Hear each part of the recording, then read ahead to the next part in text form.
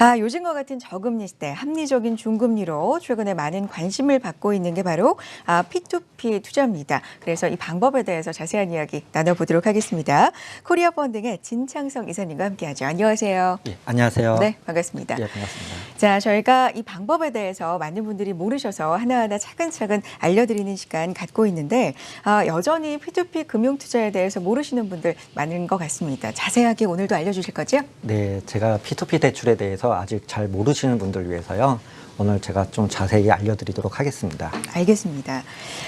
계속해서 지난 시간에도 그렇고 투자 원칙에 대해서 먼저 언급을 하시고 설명을 해주고 계시거든요. 오늘도 마찬가지인가요? 예, 제가 전에 방송에서 말씀드렸던 내용 중에 이제 가장 큰 핵심은요. 네. 워렌 버핏의 투자 법칙입니다. 네. 예, 거기 투자 제1원칙인 가진 것을 잃지 않아야 한다와 이것보다 더 중요한 투자 제2원칙이 있습니다. 예, 투자 제1원칙을 기억하고 있지 않는다입니다. 그래요. 가진 것을 잃지 않아야 한다. 그리고 이 원칙을 또 잊지 않아야 된다. 굉장히 중요하고 이렇게만 되면 정말 좋을 것 같은데 지켜지기가 참 쉽지가 않잖아요. 네, 네. 그렇습니다. 그런데 제가 P2P 투자에 대하여 관심을 가지시는 일반 투자자랑 전문 투자자 그리고 금융회사들 직접 방문해서 확인해 본 결과 이미 최근엔 투자 성향 자체가 많은 고수익보다는 이제 제가 말씀드리는 워렌 버핏을 이미 실천하고 있는 것을 네. 확인했습니다. 그렇군요. 최근 많은 분들이 큰 고수익보다는 안정성을 좀 더 중요하게 생각을 하고 계신 것 같습니다. 그런 관점에서 오늘도 설명을 해주시기를 부탁드리겠고요. P2P 투자 시 어떤 점을 먼저 중점적으로 체크를 해보는 게 좋을까요? 네, 그렇습니다. 그런 이제 투자자 성향을 고려하여 요즘 투자자분들의 높은 관심을 보이시는 이제 공모주 관련된 내용을 우선 말씀드리고자 합니다. 네, 좋습니다. 투자 시 확인사항 나오고 있습니다. 설명 좀 부탁드릴게요. 네, 여기서 이제 가장 중요한 핵심을 말씀드리면요. 기관의 수요 예측 완료 후에 나오는 증권 발행 실적 보고서를 보고 검토를 하실 부분인데요. 여기에선 이제 기관의 경쟁률과 기관의 참여수, 기관의 확약률을 검토하시고요. 그 이후에 이것들이 높다라고 생각되시면은 이제 공모 청약일 때 공모 청약 경쟁률까지도 마저 검토하신 뒤에 이거 모두가 높다라고 하시면은 투자하시기 좋은 공모주라고 생각하시면 되십니다. 네, 그러니까 정리를 해보면 기관의 경쟁률, 참여수 그리고 확약률이 높은 그런 공모주에 좀 관심을 가져보는 게 좋다라는 말씀이시고요. 마찬가지로 공모 청약 경쟁률도 높은지를 꼭 확인을 해보셔야 되는 말씀이신데 이 정의가 맞나요? 네, 그렇습니다. 네, 알겠습니다. 자, P2P 성공투자법 조금 더 자세하게 그럼 이사님 알아보도록 하겠습니다. P2P 금융과 대출 이 개념을 좀 설명을 해주세요. 네. 그 P2P 금융에 대한 투자자분들의 이제 관심이 높으셔가지고 네. 많이들 참여를 하고 계시는 것으로 알고 있는데요. 네. 더 많은 분들이 아직 P2P 금융에 대해서 잘 모르시는 것 같더라고요. 그래서 이번 시간에는 P2P 금융 시장에 대한 전반적인 내용을 정리하여 보았습니다. 그리고 제가 2주 전에 말씀드린 내용과 결합하여 설명드리면 시청자분들이 확실히 이해하실 수가 있으리라 생각되어집니다. 네. 먼저 이제 P2P 대출이란 무엇인가를 알려면 네. 많이들 들어보셨던 클라우드 펀딩 종류 중에 하나입니다. 클라우드 펀딩은 플랫폼을 통하여 십시일반 투자자들의 자금을 모아서 각각의 목적에 맞게 조달하는 것을 이야기합니다. 네. 클라우드 펀딩의 종류를 보시면은 이제 지분 투자형이라고 흔히들 알고 계신 증권형이라고 보시면 되시고요. 그리고 대출형, 후원형, 기부형으로 나누어집니다. 이 네 가지 중에 대출형이 최근 투자자들의 가장 큰 관심과 참여를 이끌면서 무서운 성장을 하고 있는 P2P 대출입니다. 네, 개인 투자자 한 명 한 명씩 이렇게 투자를 해서 하나의 펀딩 상품이 완성이 된다 이런 말씀이신데 그렇다면 우리 투자자, 시청자 입장에서 어떤 상품을 좀 관심 있게 보면 좋을까요? 네, 이러한 P2P 대출 활용하여 이제 공모주에 투자하실 수가 있는데요. 네. 공모주 투자 상품은 크게 세 가지로 나누어 투자하실 수가 있습니다. 한 가지는 이제 직접 투자하시는 방법이 있고요.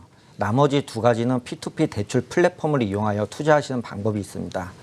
제가 2주 전에 소개해드린 공모주 펀딩 때 청약을 한 개인에게 모자라는 자금을 조달하는 방법과 공모주 납입자금 펀딩은 수요 예측 후 배정된 주식을 사려고 하는 기관한테 모자라는 납입자금에 투자하는 방법이 있습니다. 네. 그러면 공모주 투자 상품 펀딩 시점과 대출 기간이 또 어떻게 되는지 궁금하거든요. 알려주시죠. 네. 이때 펀딩의 이제 시점은요. 네. 기관이 이제 배정받은 주식을 받을 때 부족한 납입 자금일 때 이제 신청을 하시면 저희가 이제 P2P 상품을 설계를 하고 펀딩의 정보를 투자자한테 알려서 펀딩이 이루어집니다. 여기서 이루어진 펀딩 자금을 조달받은 기관은 배정받은 주식을 모두 차질 없이 받을 수가 있는 것입니다. 네. 그리고 이제 여기서 납입 자금의 대출 기간은요.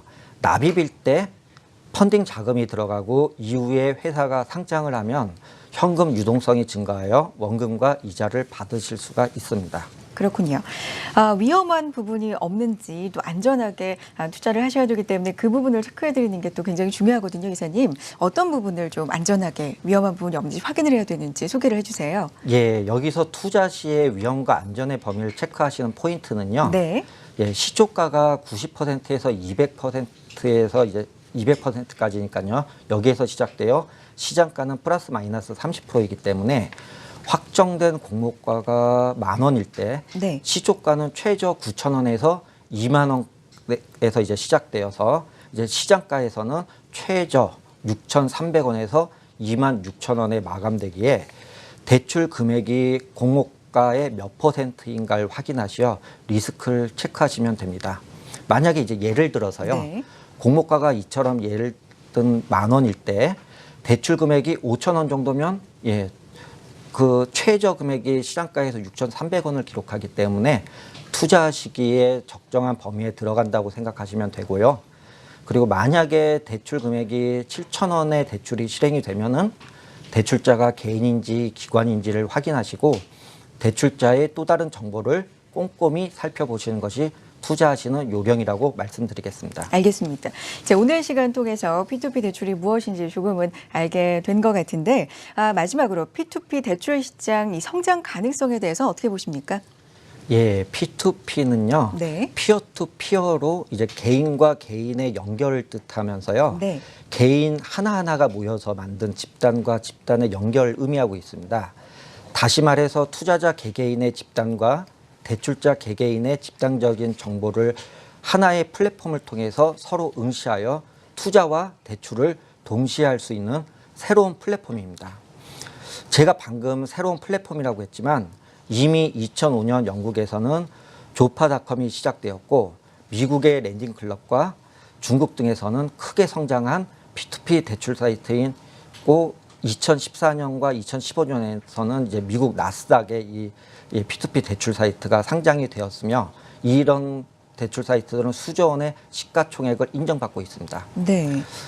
이를 본다면 아직 시작 단계라고 불리기도 하지만 머지않아 우리나라에서도 코스닥 시장에 지금의 투자자들 사이에서 이야기되고 있는 P2P 금융회사들이 상장되는 날이 올 것이라고 생각합니다. 코스닥 밑에 시장인 코스닥 시장, 코넥스 시장의 상장을 위하여 몇 개의 P2P 금융회사들이 준비하고 있는 것으로 알고 있으며 네. 곧 구체적인 상장 일정을 확인할 수 있을 것입니다. 네. 하지만 여기서 분명히 넘어야 할 산은 검증이라는 것입니다. 이런 검증의 첫 단계가 6월부터 본격적으로 반영되는 P2P 가이드라인이 아닐까 싶습니다. 네. 어찌 보면 누적 대출액이 7천억 원에 이르지만 큰 문제 없이 시장이 이제 성장되고 P2P 금융회사들이 자리 잡고 있는 상황인데 투자자 보호라는 명분 아래 지나친 규제가 검증을 하기 위한 단계가 아닌 성장 자체를 스톱시켜 버리는 것이 아닌가라는 생각이 들어 좀 안타깝습니다. 알겠습니다. 자, P2P 투자에 대해서 자세하게 알아보는 시간이었고요. 코리아 펀딩의 진창성 이사님과 함께했습니다. 고맙습니다. 예, 감사합니다. 네, 저희 한국경제TV는 캠페인을 진행을 하고